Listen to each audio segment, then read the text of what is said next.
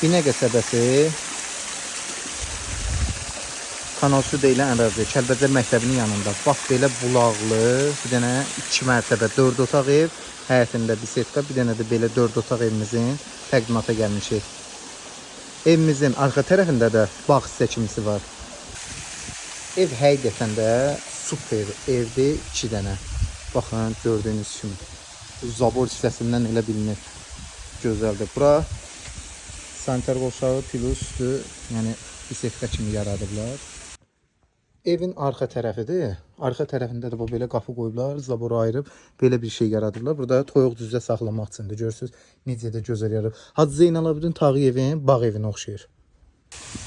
2 mərtəbə evimiz istipoldur, yerdən 3-4 daş kürsülüdür.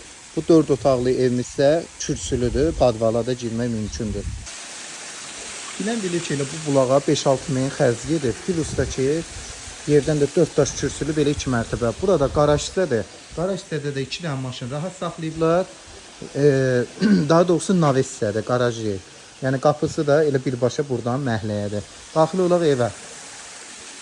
Evimizin giriş hissəsidir. Girdik, belə bir dizayndır.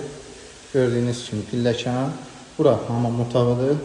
Bura qardırob kimi ayaqqabı yığmağa nəzərdə tutulur. Bura moyka yeri və hamam otağımız. Ev təzə təmirlidir. Burada studiya həm zal, həm mətbəx. Belə bir dizayn yaradıblar. Görürsünüz necə gözəl dizayndır. Daxil o 2-ci mərtəbəni də sizlər göstərim. 2-ci mərtəbəmizin 3 dənə yataq otağı var, bir dənə də namaz otağı. Namaz qılmaq üçün otaq təyin ediblər. Baxın, bu bir yataq otağı.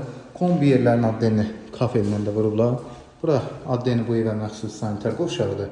Bu otağa daha doğrusu. Gördüyünüz kimi. Bircə qapılar qalıb. Bura namaz otağıdır.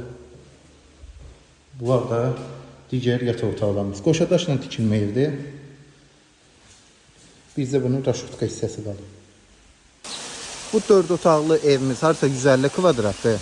Yüngül təmir işi qalıb. Aboy və hamamın kafeli. Hamamın kafeli alınıbdır. Sadəcə vurulmayıbdır. Vurulmaq alan adamlıqdır. Amma kafel veriləcək. Gördüyünüz kimi bura girişdədir. Evimizdə təmirdir. Bircə aboy qalıb. Koridor sistem 4 otaqlı evdir.